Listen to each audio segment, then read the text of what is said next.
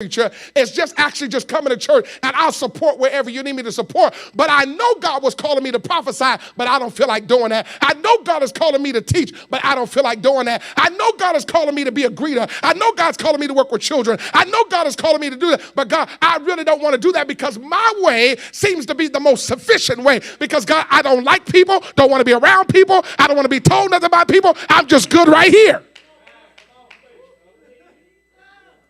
But you don't realize that your way is not working. So this is why you come to church, but you're unfulfilled. This is why you come to ministry, but you don't get nothing out of it. And you say, well, I'm trying to feel Jesus. I'm trying to understand God, but I don't get out nothing. But let me tell you something. You never get out what you haven't put in. If you put more in with God, you might get out more from God. But your way seems right. Let me give you another one. You may say, well, I don't like the direction of our family, but I guess this is just the family I have. Really? If your family is not functioning the right way, that means you got to do more. You got to put more into the family.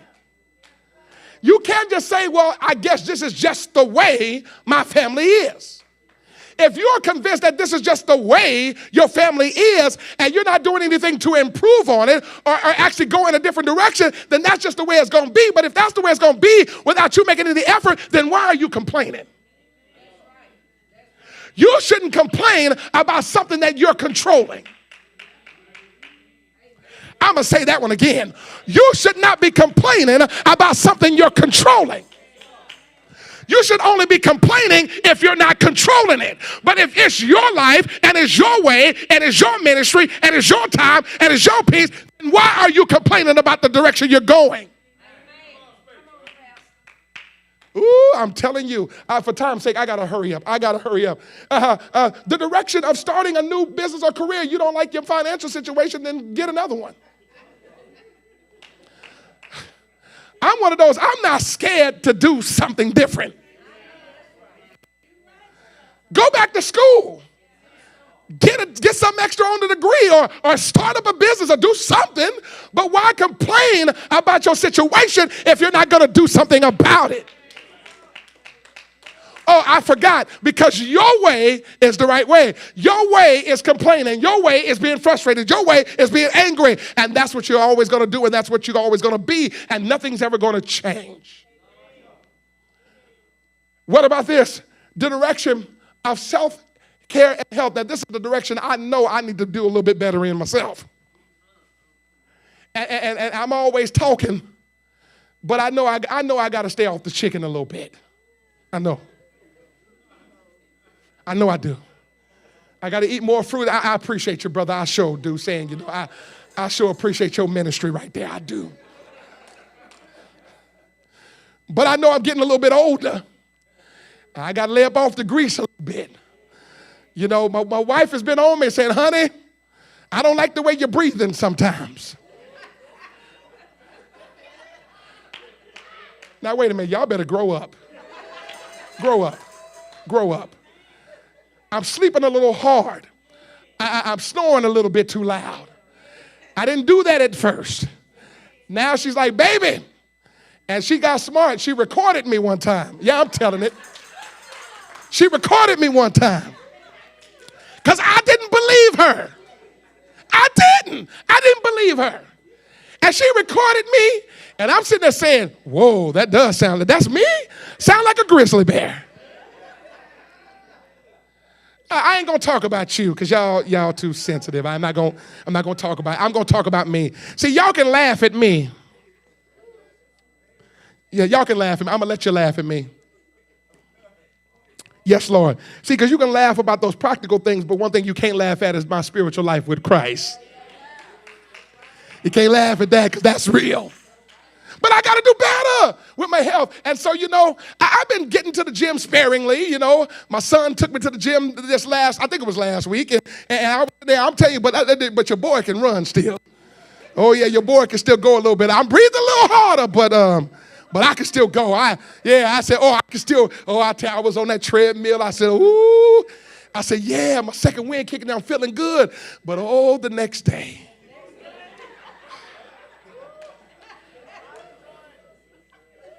See, when I was at the gym, there was a way that seemeth right to me. But that wasn't the right way. I should have took it a little slower, yeah. I shouldn't have put on so much weight. You know, you get to the gym, you feel good, you lift the weight, you say, oh, I can lift that. Woo, I can lift that. I can move that weight a little bit. I should have went lighter. I knew the right way, but I was going about a way that was wrong. See, I'll let y'all laugh at me. I'll let you laugh at me because let me tell you why. Because in my experiences, I realized that sometimes my way is not always the right way. My way is not always the right way, but let me tell you something. I know who has the right way. I know how to get a hold of who has the right way so that I can be an example of being connected with someone who knows the way because I don't always know it. Hello, somebody. Amen. But I'm going somewhere. Watch this. So help me change directions. Give me about 15 minutes and I'll be out your way. Help me change directions serves a twofold meaning. It means help me get it right so I can stay right. Because the truth is it right here. Because the truth is my right isn't always right. Help me change directions is that I need to get right so I can stay right because I realize that my truth is not always right. And when you are conscientious of the fact that your truth is not always right, I believe then that you are an individual that's actually headed down the right path. If you are a person who always thinks you're right, you're arrogant. You're unteachable. Because many of you know, I go by the saying, you can't tell nobody that know everything, anything. Because a person that knows everything to me is a dangerous person. Proverbs 10. Let's get some scripture. Proverbs 10 and 9. Walk with me. Proverbs 10 and 9. The way of the Lord is strength to the upright, but the destruction shall be to the workers of iniquity. Let me explain that. See, the righteous people of God knows that following God's way is a way of strength. It is a way to righteousness. But those who live a life of sin, it's a way of destruction. 14, as we had just read, there is a way that seemeth right unto the man, right unto a man, but the ends thereof are the ways of death. Saying the same thing, just a couple of chapters over. The way of the Lord is the strength to the upright, but the destruction shall be to the workers of iniquity. Let me tell you those who choose not to follow God, those who choose to do things by their own or live by their own standard are people who are destructive. And they not only destroy themselves, but they destroy everyone around them. Have you ever been around a destructive person? The way they talk is destructive. Every move they make is destructive. Every time you connect with them thinking that they've changed and they have not changed, it destroys something. Let me tell you something, saints. You have to be careful of destructive people because destructive people really only have one goal: to destroy everyone around them. Destructive people don't really care about you as they say. Destructive people don't love you as they say. They're only there to satisfy themselves and no one else. And they don't care who they hurt. They really don't care. We have to be careful that we're not destructive people. Iniquity, what is iniquity? Iniquity is simply defined premeditated wrongdoing, premeditated wrong thinking. You already planned to do wrong. You're just waiting for the day to come to do the wrong. Go to Proverbs 13 and 15. Good understanding giveth favor, but the way of the transgressor is hard. A transgressor is similar to a person of iniquity. Iniquity means I planned to do wrong. A transgressor, I didn't have no common sense and just did wrong. Hello, somebody. Transgressors, I didn't mean to do wrong or I didn't know it was wrong. How many of us have been caught up there? Many of us are caught up here. I didn't mean to do wrong, but I did wrong. A person that is full of iniquity are your bank robbers. You're the ones who commit theft. See, they planned on it. They were waiting to do wrong. They set it up. We're going to go at this time, we're going to do it this way, and we're going to get this much, and that's the way it's going to be. Those who end up in transgression is, I really didn't mean to do it, but I did it, and I'm sorry that I done it. But watch this. But if you're not careful, and you just always end up doing stuff that don't make no sense, your life is hard. Many of us who have grown up or lived a hard life, you lived a hard life because you kept hard company. Let me say that again. Many of you that has dealt with life being hard is because you kept hard company. You never made decisions on your own. You were just one that was just a part of the group. Being a part of the group is hard because you're never making the decisions. Being a part of the group is difficult because you're subject to doing what you don't really want to do. But you cannot not do it if you don't want to be the person that is the party pooper of the group. You missed that. Matthew 7:14. Because straight is the gate, and narrow is the way, which leadeth unto life, and few there be that find it. Let me read that again. Because straight is the gate. There's no other way. That this is Jesus talking, the way to heaven. Straight is the gate. That means that the path is not wobbly. It doesn't go too far to the left or too far to the right. The path to God is straight. There's not more than one way to get there. There's only one way to get to God. It's not I do a little bit of this because eventually I'll end up back where I'm supposed to be. I know that's the way we talk in church at times. Well, God, at times, we may veer to the right, but God always brings us back to the left. Really?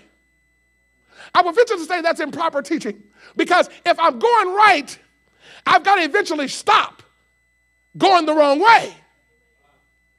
See, what we don't talk about is that we don't talk about if we're going the wrong way, you have to first stop moving to be redirected back to the right path so that you can now go straight. Taking the idea that I can go right and maybe live life long enough to eventually go back is wrong. Because as long as I'm going the wrong way, if I never want to hear right, I'm going to continue to keep going wrong. Eventually, I got to stop what I'm doing that's wrong first. Let me say this, church. This is why, you hear me say this, you cannot want to be a part of ministry and you're still doing wrong. Or a leader in ministry, let me say that. Let me be more clear on how I'm putting it. I'm not saying that we're not going to be imperfect. I'm not saying that we're not going to make wrong decisions. I need you to hear me on this. But what I'm saying is that eventually we got to get to the point where we stop doing the wrong and start doing right. We can't keep wrong, end up right. Because Dad always said this, 2 wrongs don't make a right. But what we do, saints, is that we start creating another gospel that's not gospel. Let me say that again. What we do in church is we start creating gospel that's not gospel. Or better yet, we start writing a Bible that ain't really the Bible. Teaching people improper that eventually your wrong is going to end up right. It cannot. Wrong is wrong and right is right. If you're going the wrong direction, you got to stop in order to know where the right direction is and then start going that way. This is not driving a car where we're in Texas where you start from one end in a circle just going around. Life is not a circle, it is a straight path. Hello, somebody. We don't make 360s, we make 180s. Meaning that we were going one way in our life and we now make a turn. To go in a 360 means you're going back to where you began, you end up where you started.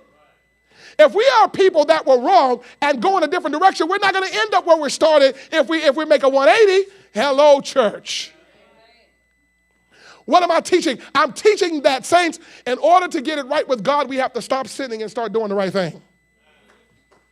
Eventually, we got to start calling sin, sin, and right, right. Eventually, in church, in the body of Christ, we have to start telling people that what you're doing is wrong. And we have to stop coloring it up like a kindergarten coloring book. We have to stop trying to make it light. Let me tell you something. I don't care what you do to liver. Liver tastes like liver.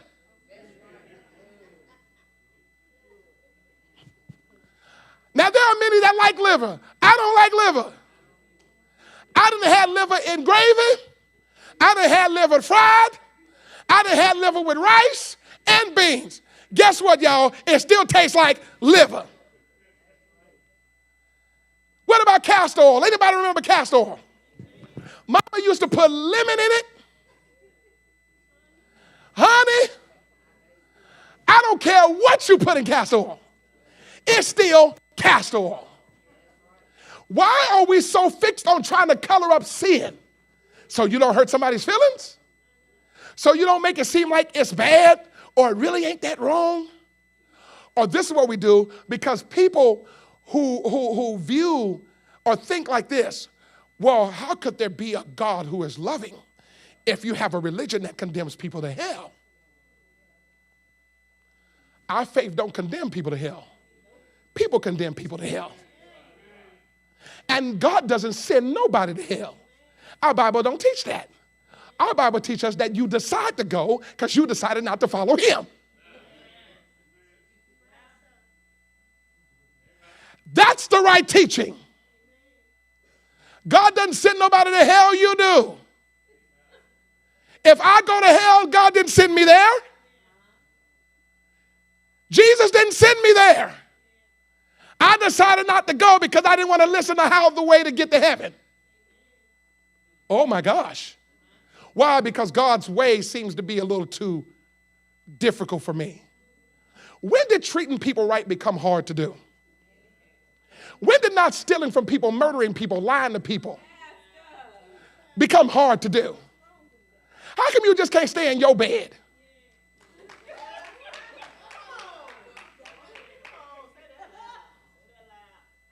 How come you just can't stop lying? Lying is hard to do. It's hard not to do. It's hard not to lie. Really? It's hard not to kill somebody. For real? Actually, it's kind of easy. I don't want to kill you. Let's live. It's not hard. Living for God, living saved, it ain't fun. What's not fun about it? Go out and breathe the air. Go watch the water flow on a lake. I'm fishing so much I got me a boat just so I can be on the water and not just look at it but be on it. Because I ain't Jesus, I can't walk on it, obviously. So I found a way to get on it. Go take a walk. I don't understand how we make it seem as if serving God is just so difficult. It is not. Living right is not. The way of the transgressor is hard. It's hard being a liar. You've heard me teach this before, because making up one lie, you got to lie to cover the other lie, and you got to lie triple to cover up the lie you just told from the lie you just told. That's too hard. I got to remember what I said. I got a good memory, but I ain't that good. Let me tell you something. Fighting, I don't want to fight. Fighting hurts. Have you ever been in a fight before? It hurts. I don't care if you win. It hurts.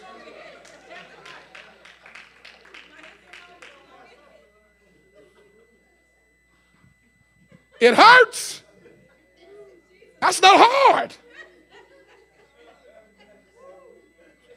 Tina Turner said, I don't care who's wrong or right. I really don't want to fight no more. Ain't that what she said? Oh my gosh. Let me help you. Don't go here, but I want to, Genesis chapter 3, don't go there, but Genesis chapter 3. I want to give you three situations about a way that seemeth right unto them. In the garden, you know the story. Adam and Eve. The serpent was the most subtle or the smartest creature that God created, and the serpent talked to Eve. That's our story, right? And began to convince her that what had been instructed or told by God not to do, go ahead and do it, because God doesn't want you to do it, because if you did do it, you become like him. And because in her heart, she had already desired it anyway, the convincing really wasn't that difficult, because her heart had already been compromised. She just had to hear it from her perspective while looking at what she had already desired. Didn't I tell you last week that when it comes to seeming right, or what you feel is a way that is right, is based on you being compromised in your heart, based on how you perceived it through your sight and how you got someone to agree with what you were thinking already. She was deceived not because the serpent was that good. Don't miss the moral of the story. She was deceived because it was already in her heart. She just didn't do it because her husband wasn't going to do it. Timothy, 1 Timothy, Paul talks about in 1 Timothy chapter 2, don't go there, that it wasn't the man that was deceived.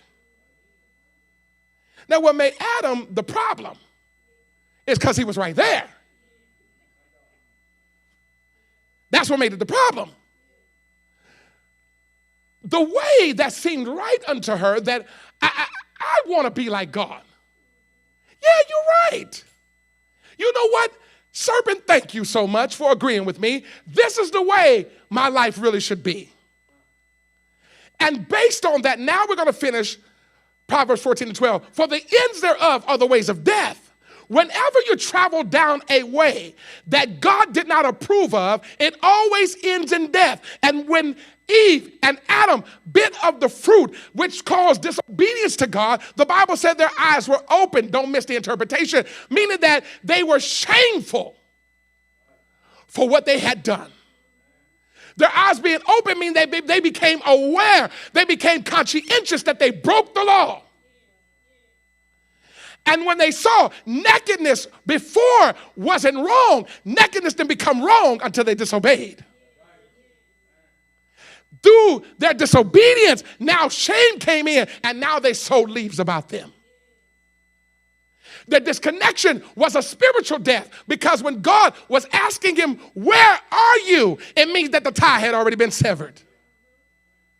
When they began to go about eating the fruit in their way, according to the way that they saw it was good for them, there was a spiritual death that happened. That spiritual death came about the beginning of now natural dying. Understand this, it's not a hard concept in theology, that before sin entered into the world, human beings were to live eternally. But now, through disobedience to God, now human beings die a spiritual death, now die naturally. I have a theory. I'll throw it out here just to cook your noodle. Did the age of man start at the beginning of creation, or did the age of man start at the beginning of disobedience? Joshua chapter 6 and 7, the battle of Ai. God told the children of Israel, when you go down and fight in that battle, don't touch nothing of the accursed. Don't take it for yourself. Don't do that. You get rid of everything. You only bring back the money and stuff for the treasury of God. You don't do nothing.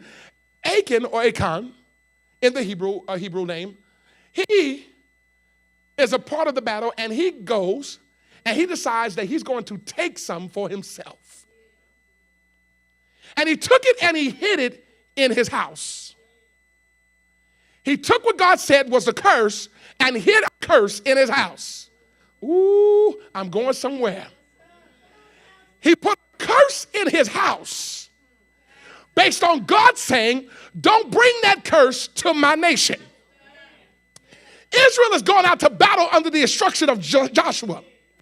They go out to fight. Joshua only sends out a few thousand men because God didn't have to send a whole army out when he was behind them in a fight.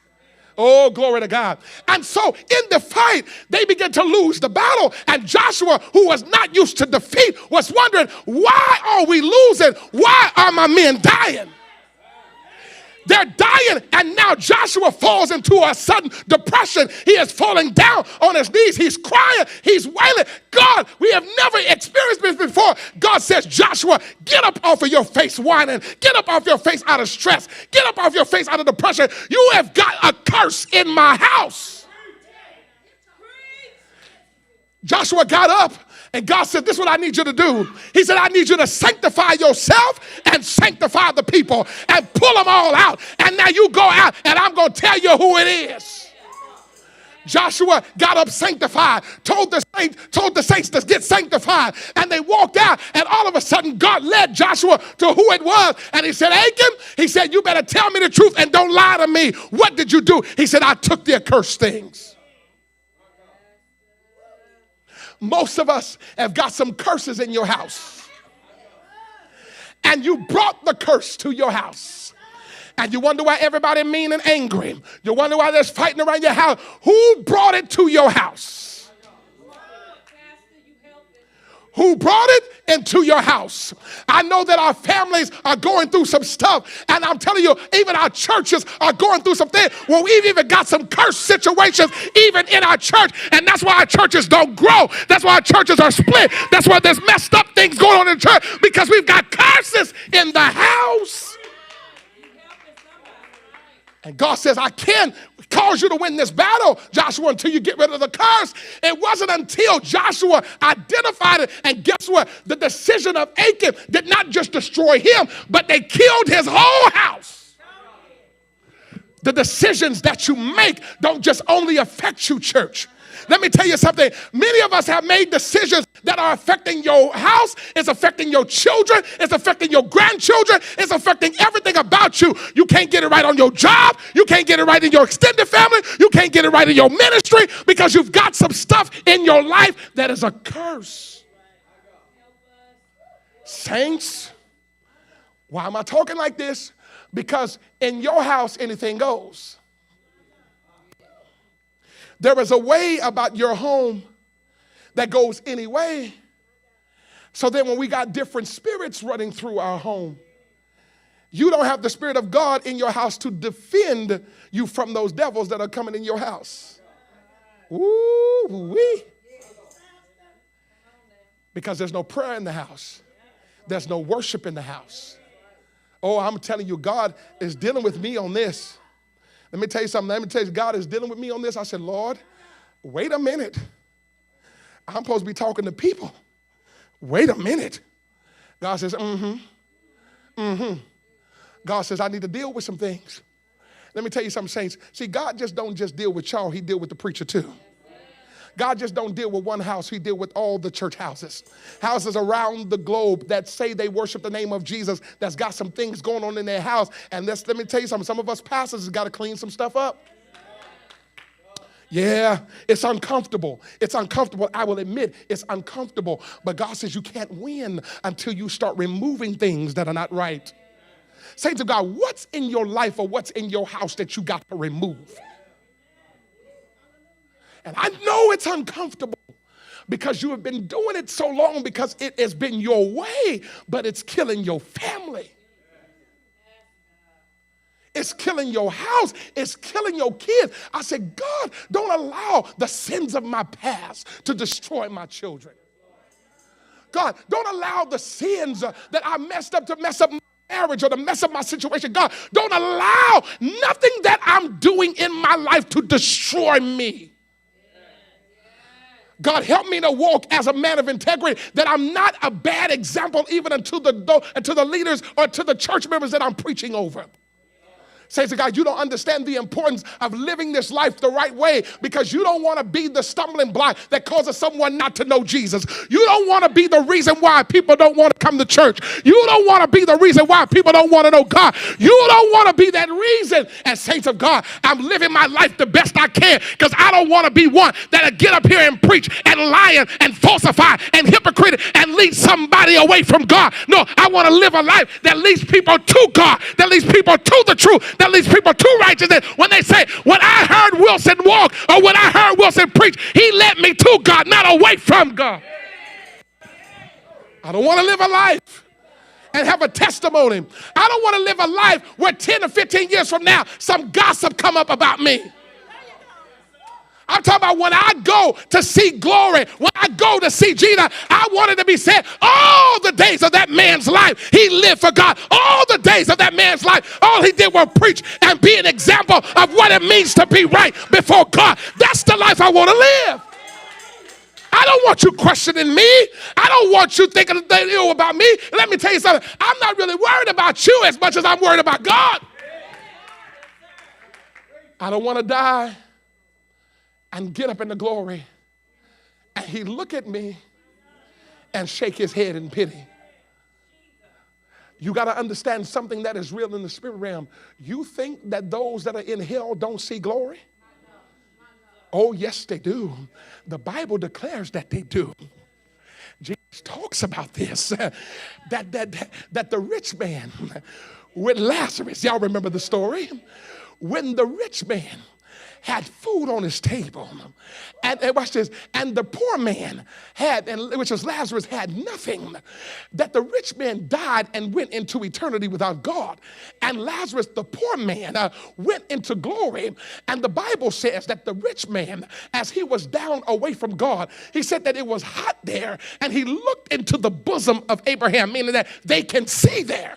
He said, can you tell him to dip his finger in a pool of water to touch my tongue so I can talk? And he said, can you send somebody to tell my brothers not to come to this place? And the Bible said, he said, he's not going to come where you are, and you can't come where he is, for there are prophets out there that are preaching unto them. Let them hear him. Those that are in eternity without God, that are in hell, they can see. They can see where they can never get to. See, the torment is not just how hot it is. The torment is I can never get out of what I see that's good. Imagine being in eternity in a dark place and you can see heaven and you can never get there. See, the cursing of God, of those that are in eternal hell, is to blame him for them being there.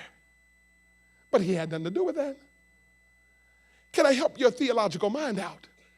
Let me help your Bible understanding that the reason why you don't want to be there in eternity, because you don't want to be looking throughout all eternity of what you missed. The third point is David. Can I talk about David? David is the other reason why you got to change your way. David in the springtime, 2 Samuel, where the kings go out to battle, David was supposed to be out at battle. But David didn't go to battle. David stayed at home. I venture to say, if we really color the story, David had gotten so cocky because David was so great at war. He was one of the greatest tacticians Israel ever had. David had gotten so good with war. I'm not going to with war. My soldiers are some of the best ever. The king goes out to the porch with no intention. He's walking on this porch, just enjoying him being king. But he notices something. He sees a woman bathing. He says, huh? He sends the messengers to go get her. But see, the thing is, we only talk about David. But you ain't talked about her. Because she could have said, I'm not going. But he's the king. I got to go when the king summons me.